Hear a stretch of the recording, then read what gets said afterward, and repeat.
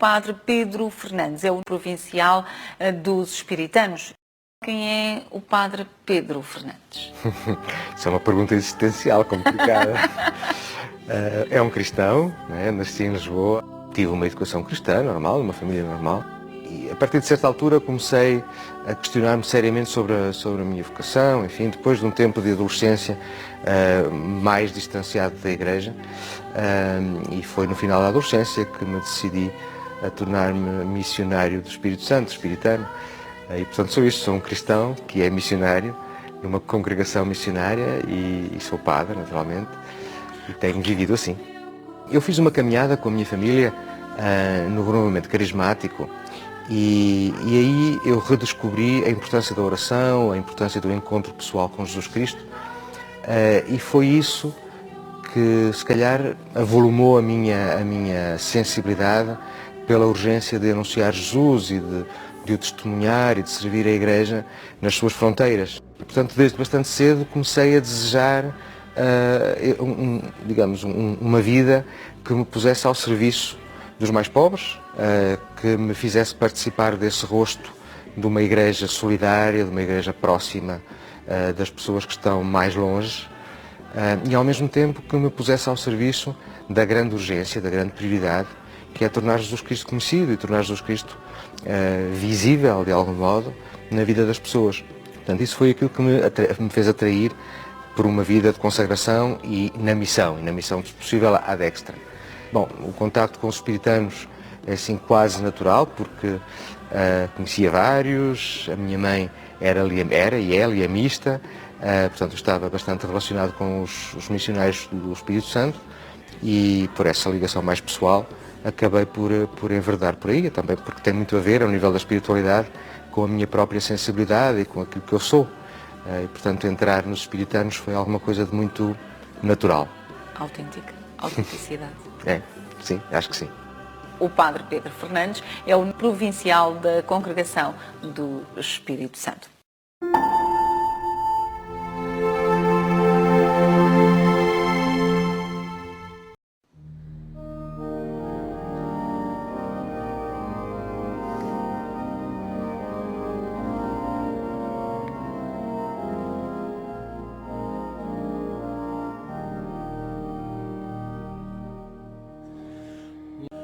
Louvor a vós, Rei da eterna glória, louvor a vós.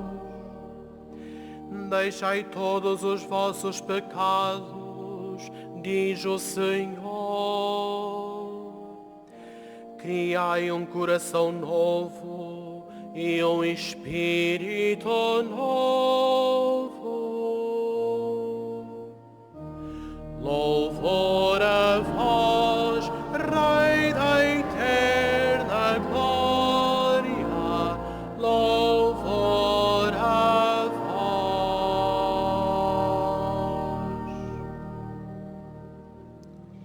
O Senhor esteja convosco.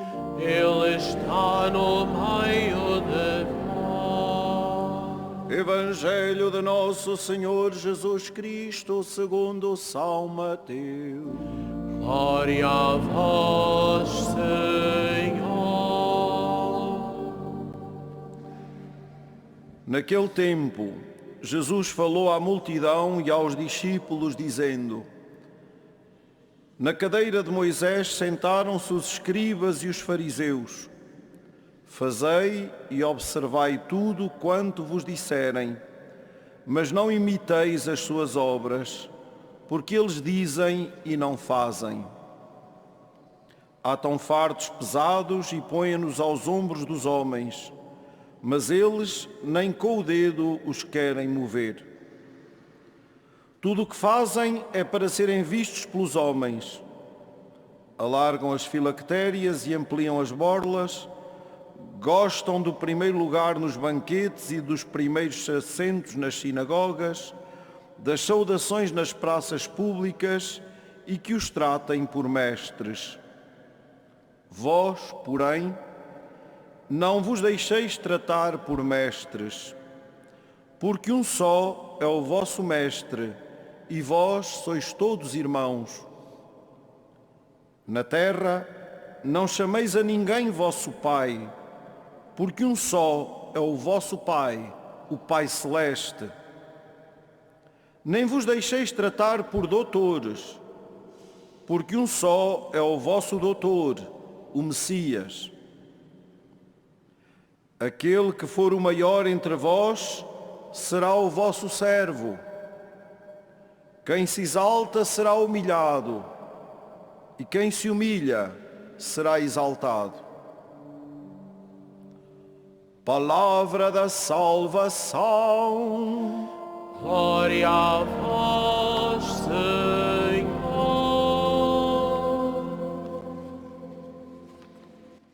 Este discurso de Jesus relativamente à soberba dos líderes é um discurso desassombrado, é um discurso sem respeitos humanos e que com muita frontalidade e muita clareza é capaz de pôr o dedo na ferida da sociedade e da elite religiosa do seu tempo.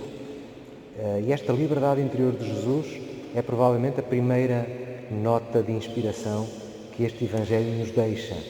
Esta capacidade de chamar as coisas pelos nomes e de não ter qualquer problema de constatar e de denunciar aquilo que está mal, mesmo que seja entre líderes sagrados, mesmo que seja entre chefes, desde sempre reconhecidos, altamente respeitados na comunidade religiosa do tempo de Jesus.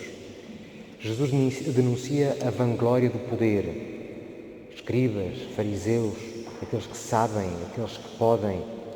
Denuncia a tentação de dominar, mesmo quando a dominação, por vezes, se mascarava de serviço prestado à comunidade. Se nós repararmos, quase todos os ditadores se julgam servidores do bem comum. E isto acontece nas grandes comunidades, nas grandes coletividades nacionais e não só, mas às vezes também no seio das nossas famílias e das nossas comunidades mais pequenas.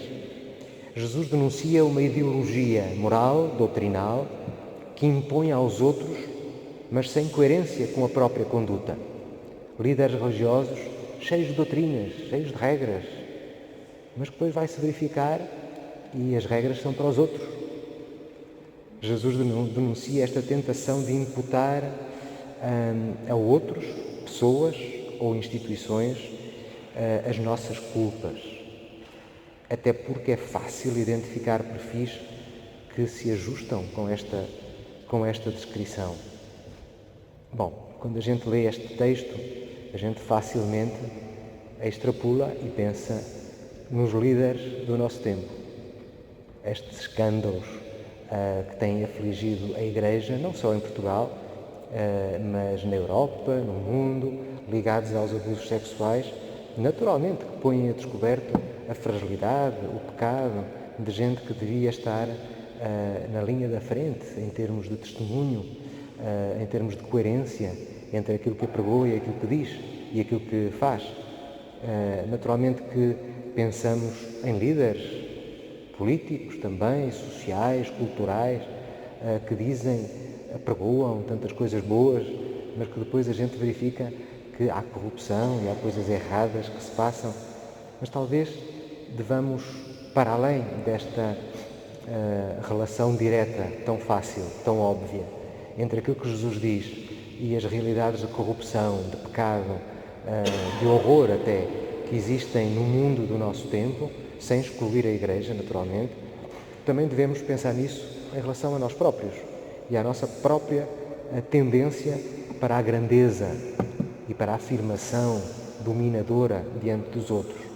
Muitas vezes a nossa necessidade de nos defendermos a nível institucional, às vezes de forma tão deslocada, tão inapropriada, mas também a nível individual, a nível pessoal, a nossa tentação de dominar, às vezes em pequenos círculos, às vezes no nosso pequeno círculo, talvez da família, talvez do emprego, talvez do círculo de amigos.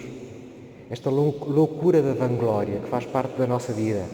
Às vezes inventamos um perfil superior para mascararmos os nossos sentimentos de inferioridade, para ultrapassarmos num atalho a nossa baixa autoestima, o nosso olhar comparativo, quem é que é melhor, quem é que é maior, quem é que é pior, quem é que é mais santo, quem é que é menos santo, muitas vezes como critério de avaliação dos outros e de nós mesmos.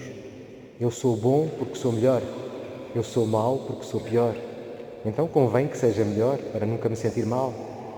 E esta tendência de nos compararmos uns com os outros, de compararmos os outros uns com os outros e a nós próprios com eles, é uma tendência que nos faz mal, é uma tendência que Deus não quer. Por isso, Jesus nos coloca alguns desafios.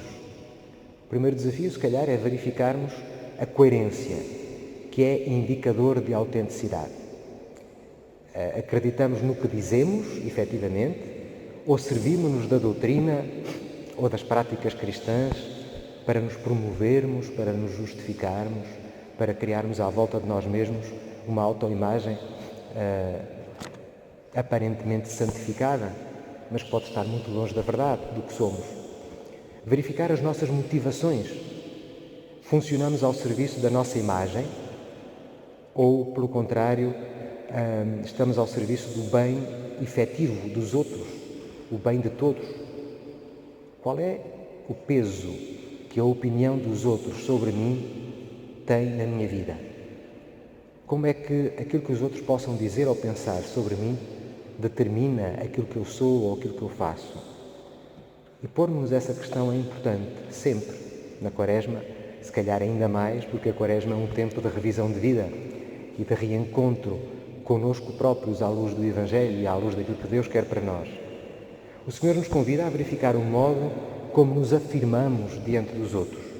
O critério é a prevalência da nossa imagem inflacionada ou é, ao contrário, o serviço, a humildade, essa liberdade interior que não está demasiado preocupada com o que os outros vão dizer ou pensar, mas está simplesmente preocupada em fazer o bem, em estar no lugar certo, em estar onde e como Deus nos quer.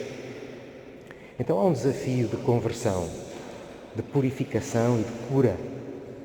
A imagem da sujidade que nós encontramos na primeira leitura, mas também a imagem da ferida para falar do pecado. Somos seres às vezes sujos e somos seres às vezes feridos, magoados pela nossa história, pelos nossos itinerários de vida que nem sempre foram tão limpinhos e tão direitinhos e tão livres de agressão e de violência sofrida ou infligida sobre outros. A primeira leitura mostra-nos que curar as nossas feridas tem mais a ver com o acolhimento do dom de Deus e com a ação da nossa parte do que com palavras. O critério do serviço aos pobres e aos frágeis é o critério decisivo para que a nossa vida diante de Deus seja uma vida autêntica. Não é uma áurea de santidade feita de orações e de devoções e de um estilo piedoso que nos vão fazer mais próximos de Deus. Não é sequer as muitas práticas religiosas, cultuais, não é? Litúrgicas, devocionais. Não é isso em si mesmo que vai fazer da nossa vida mais santa. O que nos vai fazer mais santos é acolher a misericórdia de Deus que nos convida a sermos misericordiosos, porque nos convida, antes de mais, a perceber que Deus é misericordioso connosco e nos ama como nós somos. E esse é o grande chamamento à santidade, o chamamento que o Senhor nos dirige a cada um de nós. E essa santidade não é uma santidade inspirada apenas noutras figuras, mas é a santidade que Deus quer para nós, à nossa medida, de acordo com o que nós somos. Uma santidade em que nós temos que nos superar, temos que superar as nossas tendências egoístas, mas temos sobretudo que perceber que é onde estamos e com quem estamos, nas circunstâncias presentes, concretas da nossa vida, que Deus nos chama a ser santos. Se eu sou casado, pois é no casamento e na família que encontro o caminho da santidade. Se eu sou padre, é no sacerdócio, no ministério ordenado, que eu tenho que perceber os caminhos por onde Deus me leva para estar de acordo com o seu amor. Se estou a trabalhar, ou se sou reformado, se estou sozinho, ou se estou numa família, etc. É aí, nas circunstâncias concretas que são as minhas, que Deus me chama a ser santo. Para ser santo, eu não tenho que saltar para uma outra situação. Eu tenho é que descobrir a presença de Deus na situação concreta que é a minha. Onde é que Deus está? Como é que Deus me fala? Sabendo que normalmente Deus me fala através das pessoas que estão ao meu lado. Através da esposa, ou através do marido, através dos filhos, ou através dos pais, através dos vizinhos, através dos familiares, através dos amigos, dos colegas, etc. Deus nos fala aí. E se a gente, porque às vezes, quando Deus nos fala aí, a sua voz nos parece muito incómoda, não deveremos ceder à tentação de procurar a sua voz num mundo ideal, numa realidade sonhada. O sonho de Deus para nós é o que nós somos, é a nossa vida. A nossa vida não paralisada, mas em movimento, em caminhada de aperfeiçoamento à luz de Deus, em caminhada de acolhimento do dom de Deus, que nos quer sempre melhores, mas que parte sempre dessa aceitação do que somos, porque nos ama a si mesmo de forma gratuita. Então que o Senhor nos conceda a graça de talvez reler em casa, amanhã, este texto do Evangelho, que é para nós, não é? Não é apenas para os outros, certamente será para os outros, mas será com certeza para mim, para cada um de nós.